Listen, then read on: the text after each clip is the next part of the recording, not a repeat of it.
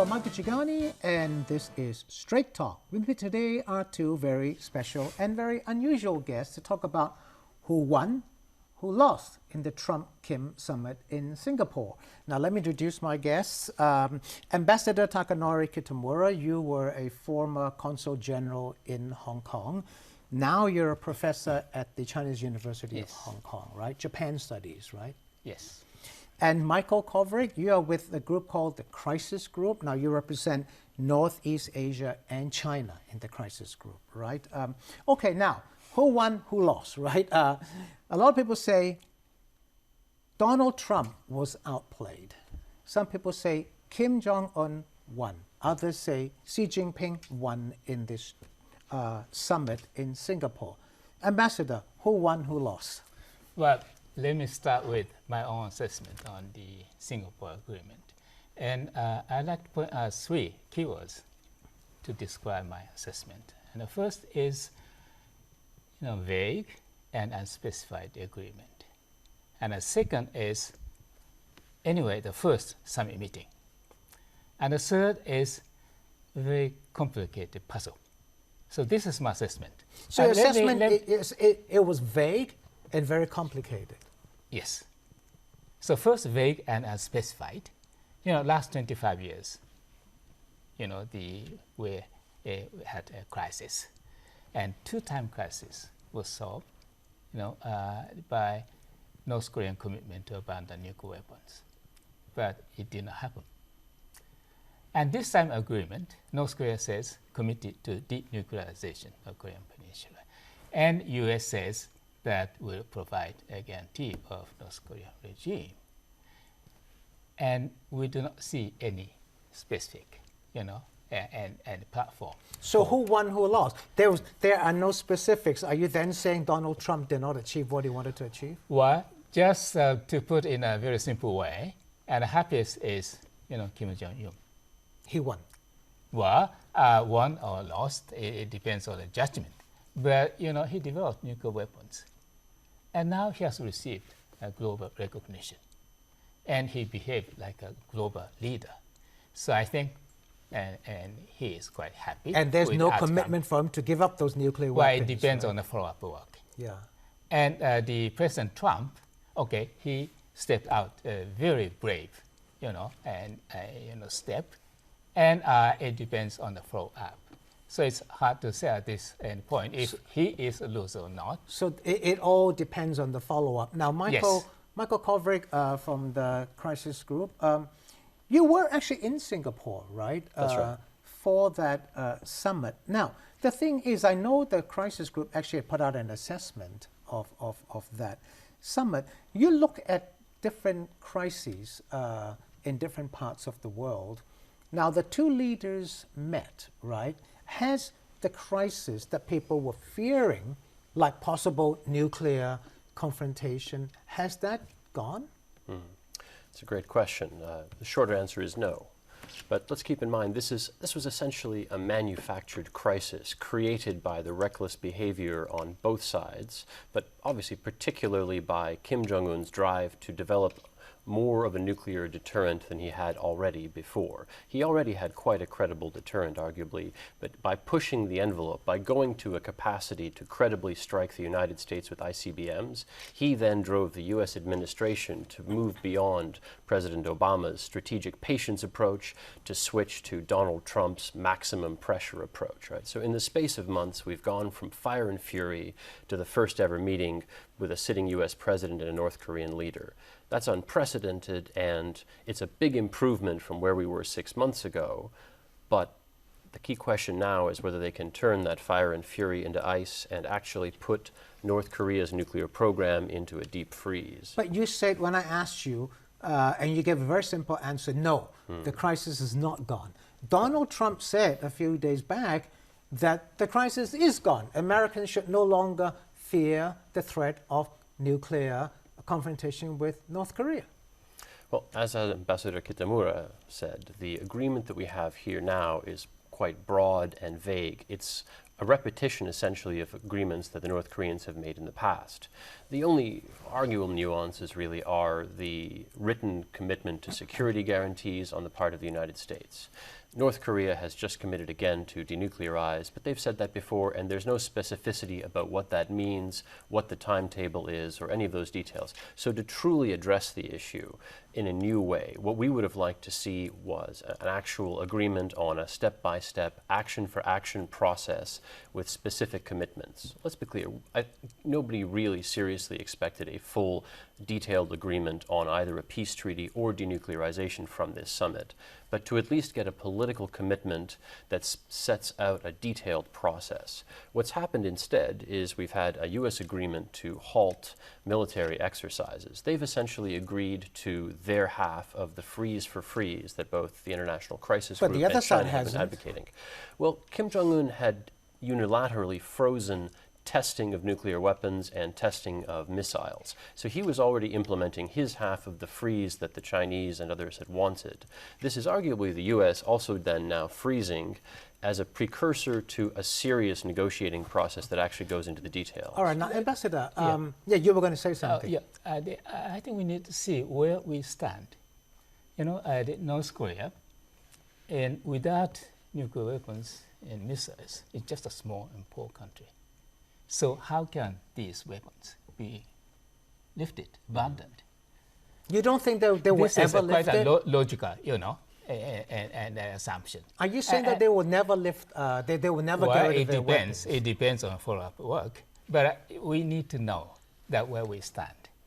And from American perspective, sanctions now are very strengthened and quite comprehensive. So a logical, you know, assumption may tell us that no sanctions, North Korea will not pay any attention. So this is where we stand. Okay, now, you know, as a former Japanese diplomat, South Korea fears, you talked about nuclear weapons. Yes. South Korea fears those weapons. Yes. Japan must fear those weapons too, right? Oh, it's a great threat. So it's a great threat to Japan. To South Korea and Japan as well. How worried is the Japanese government? Well, the Prime Minister was, you know, and he announced that it's a great threat. So that's the perspective of Japan. And now the suspension of, you know, U.S. South Korean military exercise is now on the table. This could lead to tension easing. But if that is the case, another, you know, tension easing measure should be considered. That is North Korean, you know, countless long-range cannons deployed in their Seoul, targeting citizens of Seoul. So if this can be considered on a reciprocal basis, together with the You mean get rid of those missiles that target South Korea? Yes, and the suspension of the U.S. and South Korean military exercise could be a reciprocal.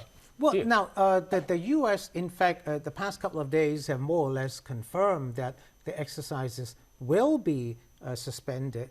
Now, Michael, is that good or bad? Does that increase risk or decrease risk that, that these exercises will now be suspended?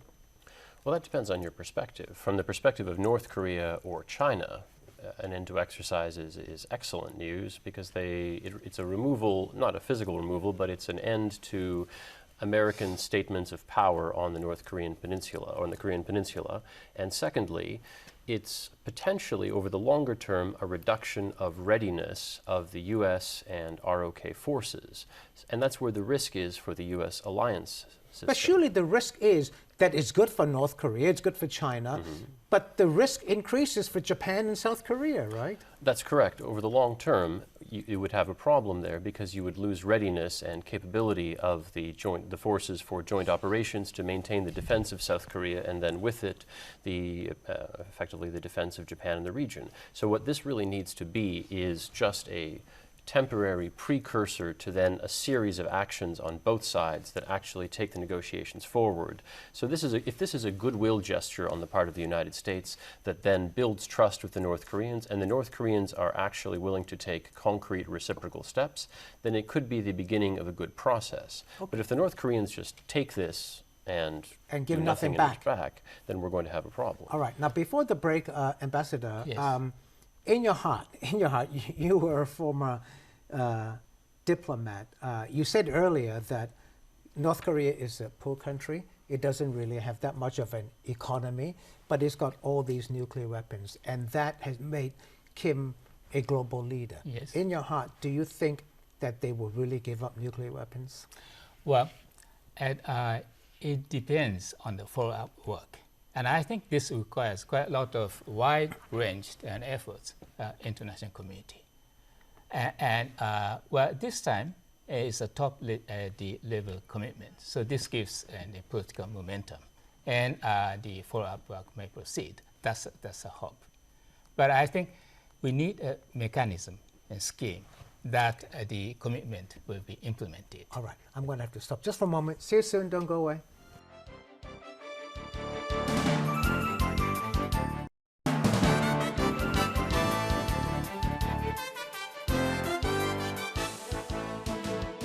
Thanks for staying with us. This is Straight Talk. With me is Ambassador Kitamura, former Consul General in Hong Kong, and Michael Kovrig from the Crisis Group. Now, Ambassador, just before the break, I asked you, speaking from your heart, do you think North Korea, Kim Jong-un, will really give up nuclear weapons? As you pointed out earlier, both of you did, that there were previous agreements which were not followed. This time round, you said earlier, the agreement between Trump and Kim was really very vague, right? Now you say it all depends on the follow-up. Fine. But do you really believe that despite the follow-up, Kim is going to give up the only thing that makes his country powerful? Okay. First, I'm cautiously optimistic. And first is the top-level commitment. This did not exist in the past. So this is a difference from the past. The second, we do need a good mechanism and scheme that the agreement will be implemented. And the first is the inspection and verification. And each step of denuclearization needs an inspection and the verification. But this can be made by IAEA, International Organization. It'll have to be like in Iran, where the IAEA people go into North Korea, and everything is put up front. They can check it, and they can see that the agreement is being followed. So North Korea is different from Iran. Will North Korea do that? Okay, if the North Korea agrees to this, this is a good sign. So this depends on the follow-up work, and this could be an issue of the process. And a third, U.S. and North Korea will start and follow up, but South Korea now has the top-level channel. China has a good the connection with the North Korea, and Russia does, and it's reported that Japan and North Korea are interested in the direct talk. So well, I know Prime Minister Abe wants to meet with Kim. Oh, that's and what is announced, and so the bilateral efforts. And I think that multilateral efforts also need to be mobilized. All right. Okay. Now, sorry, go on. This is the six-party talks. All right. China initiative. Resume the six-party talks. So I think this should be reactivated, but upgraded to ministerial level. Oh, okay. Now, Michael Kovrig, President Trump said that I asked earlier whether you can believe that the world is now safer, the crisis is now gone, because that's what Trump said. And you said, no, the crisis is not necessarily gone. Trump also said the world should now feel safer with him as President of the United States. Do you, as a person from the Crisis Group, believe that the world is safer under President Donald Trump? I think as a general prospect, not really no, because we're seeing in many ways... Not really no means what? We're seeing under Donald Trump, we're seeing a United States that in many ways is taking either an isolationist or an oppositionist stance on a whole range of issues. We saw that at the recent G7 summit, for example. We've seen that at multiple other agreements, pulling out of the climate change agreement, pulling out of the Trans-Pacific Partnership, doing a number of things that are making allies of the United States very nervous, and other countries that have relationships with the U.S., but not actually allies. So the world is also not concerned. safer? Not in that sense. Now, on the issue of North Korea, we have got a decline in tension. So that is a positive thing, right? We've shifted from maximum pressure and threats of war to a diplomatic track, and that's a good thing. What we need now is for Secretary Mike Pompeo and his North Korean counterparts to do as Ambassador Kitamura has been saying, and actually go action for action. So move, and in our view, denuclearization is going to be a long way off. It could take 10, 15 years or more. But what we can realistically work toward is a kind of deep freeze where we move step by step to formalize the current pause and define, for example, what missiles can or cannot be tested, if any, by North Korea, what's prohibited, what's not, and then build that pause out to monitor missiles, monitor any production, get verification into the country. And that's going to be a real acid test if North Korea agrees to that or not. If they agree, for example, to sign the Comprehensive Test Ban Treaty, those would be concrete commitments by North Korea. Okay, now I want to put that question actually to the ambassador. You said denuclearization is going to, it's a long way down the road, 10, 15 years. Ambassador, how long can the world wait for this? I mean, 10, 15 years down the road, Trump is not going to be there, even if he wins another term, right? And is South Korea, is Japan willing to say, all right, we'll wait 10 to 15 years, 20 years before Kim Jong-un denuclearizes? Or do they want to see quick results in a year or two? You know, show us the beef, you know, let us know that you're serious. Well, it may take a time. Yes, that's... You know, it'll take time. How long? You know, and I had to come with the thinking. But I cannot say how long. But, you know, we need to start from the situation that the Korean Peninsula is still in state of war legally. So this has to be ended. And the nuclear weapons and missiles need to be abandoned. And the peaceful development of the Korean Peninsula should start. This is the goal. So it may take quite a long time to reach this final goal. But this process includes quite a lot of elements, not just security, but economic development. It's very important. And this needs a wider participation of, you know, international and of the international parties. community. Michael, now I wanted to ask you this. It's going to take a long time if it doesn't happen. If it doesn't happen. Trump has said, stop the military exercises. Trump has said eventually he wants to pull American forces out of South Korea, possibly even Japan. If that happens, right, and then these talks with North Korea is dragged on, will there be an arms race? South Korea will increase its military spending. Japan will increase its military spending? I think that kind of scenario could happen very far down the line if you actually had a U.S. troop withdrawal and a reduction of the U.S. military presence in Northeast Asia. Then yes, you could see other countries in the region ramping up their defenses. Whether that actually were to lead to an arms race would depend a lot on the behavior of other countries in the region, particularly China.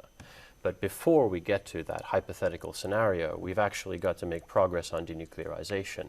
And that's where the countries in the region should be focusing much more on, is ways that they could contribute to helping North Korea feel more secure, get that kind of security guarantees where they have less justification for nuclear weapons, maintaining sanctions until there is actual concrete progress from North Korea. Hong Kong has a role to play on that. China has a critical role to play in holding the line on sanctions, not giving them a break until they actually do the things that the UN Security Council, of which China is a member, has pressed for them to do. I've got just a couple of minutes left. I'll ask you each a question. The South China Sea. Now, that is a very difficult area. It's a very tense situation. And America says, no, it doesn't belong to you, and they'll have freedom of navigation, sailings there all the time. Is that going to make it more difficult for China to help the U.S. deal with North Korea? Well, that's the part of the whole, and the questions on the table, and this may affect the future, relationship between China and the United States. And so it's, everything the interconnected. But I think the conflicts and working together, those two elements do coexist between China it's and interconnected, the United States. Michael. Last question here. The trade war should also be interconnected, right? Because there is a trade war looming between the U.S. and China. And again, the trade war is something that America, Donald Trump wants to fight because he thinks the trade is unfair. But on the other hand, it's all interlinked, as the ambassador said, right? Is that going to throw a spanner in the works? That's right. It shouldn't. It should be treated as a separate issue. But the reality is, I think from a Chinese perspective, the understanding, particularly in 2017, was that the United States wanted to prioritize dealing with North Korea's nuclear threat, and so it was willing to, for now, relax a bit on China on the trade issue. This year, then, when we've actually had the U.S. come through now just last week with actual trade sanctions, that does convey to China, I think, that the U.S.